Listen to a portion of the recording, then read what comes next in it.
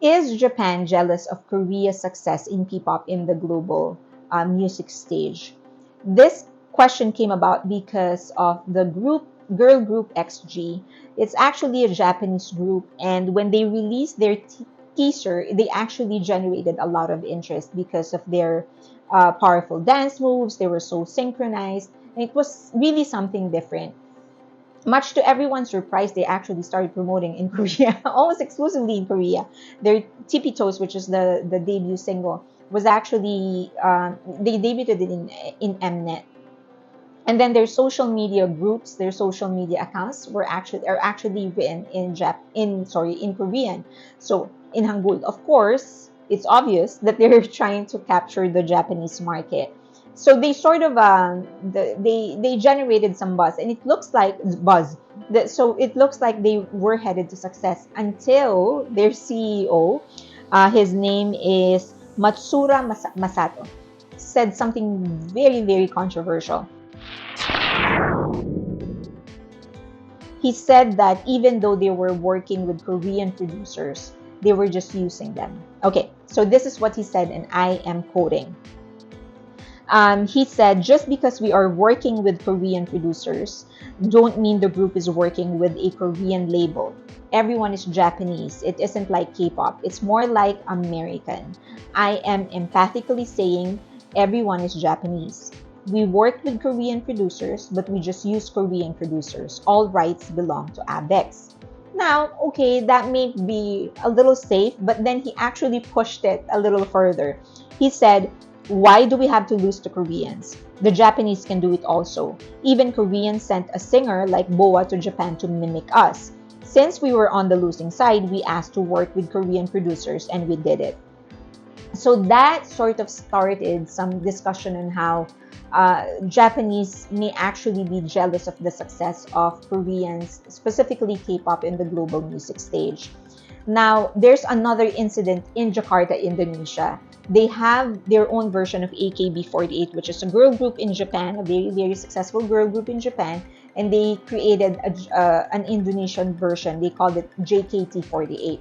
They've been around for like 10 years, but mostly they would sing songs that are Indonesian translations of AKB48's Japanese songs.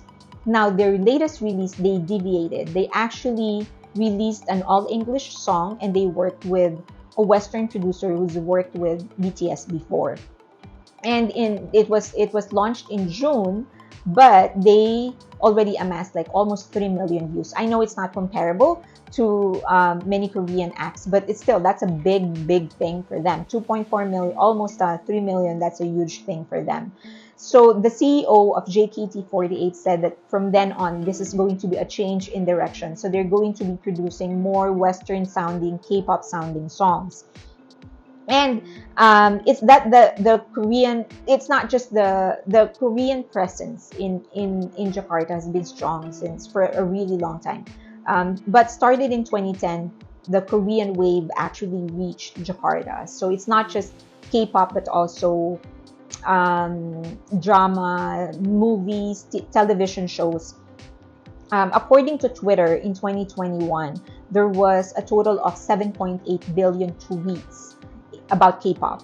Okay, 7.8 billion tweets in K-pop, and the largest source was actually Jakarta, Indonesia. Well, Indonesia, not just Jakarta, Indonesia. On the other hand, Japan has been in Indonesia longer. In fact, it was actually Japan who created the mass transit that they have. So they've been present in Indonesia from a business perspective.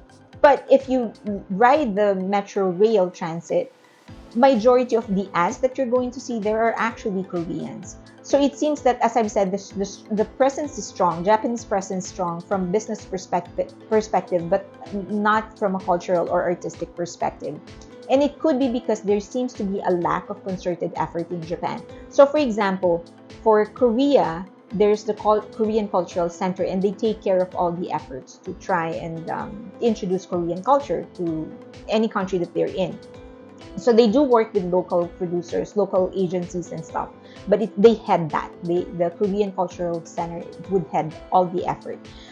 But then in Japan, it's like everyone is doing their own thing. So, for example, the Ministry of Economy and Trade and Industry is responsible for overseas promotion of their content, but it's the Ministry of Internal Affairs and Communication that is in charge of broadcasting. So it seems like, as I've said, everyone's doing their own thing. They don't seem to have like a national unified effort to try and introduce their culture to different countries. Now, it doesn't like seem like a Japanese thing to do to try and reach out to other countries. They've always been very elitist when it comes to their culture and their art. It's sort of like, if you want to know more about our culture, you come to Japan, we're not going to go to you. So that XG thing, that AVIX thing, might be like a personal thing more than a national effort. I don't think Japan, just based on their history, I don't think Japan is really out there to put an effort to try and make people like them.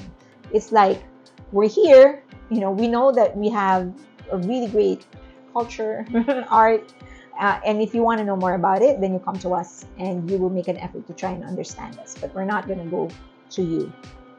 So yeah, I don't think this is just how we view it based on the character of Japan and their history. I don't think as a nation they have any concerted effort or a unified effort to try and introduce their arts and their culture to different countries. I think that AVIX thing is more like a personal thing. It's his thing. It's his emotions, and it is his sentiment. It does not represent the sentiment of the government of Japan or Japan as a country.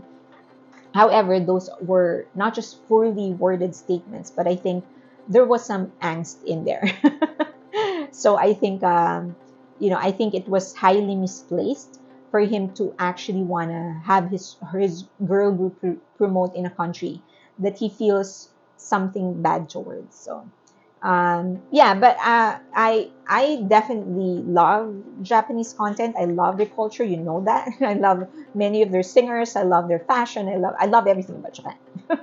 So I think I personally will consume a lot of contents. If they will just make things more accessible, I will definitely consume more Japanese content.